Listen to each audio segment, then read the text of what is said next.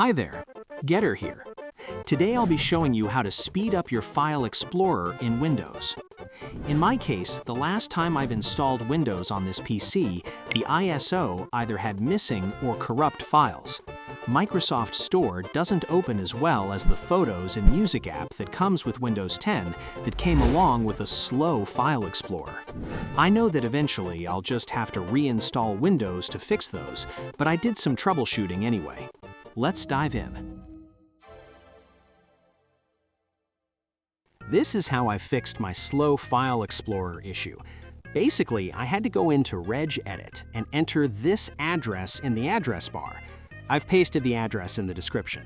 Then I had to delete these three files, bags.mru, bags, and MUI cache, the multilingual user interface cache. After a restart, the File Explorer was working normally. Here's some quick fixes, in case that didn't work for you. No restart required. Adjust folder options. In File Explorer Options, go to the View tab and uncheck Show Preview Handlers in Preview pane and Display File Size Information in Folder Tips. Optimize for general items. Right-click a folder, select Properties, go to the Customize tab and choose General Items under Optimize this folder for. Change default view. Set Open File Explorer 2 to this PC instead of Quick Access. Disable privacy options.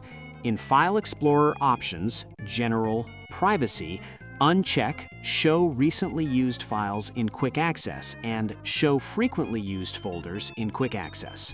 Here are some advanced fixes, but you'll have to restart your PC after doing any of these. Run SFC and DISM. Open Command Prompt as admin and run sfc/scannow, then DISM/online/cleanupimage/RestoreHealth to fix corrupted system files. Check shell extensions. Use the Shell XView utility from Nearsoft to disable non-Microsoft extensions that might be causing conflicts. Registry tweak. Create a new string value named folder type with a value of not specified in hkey classes root/folder/shell.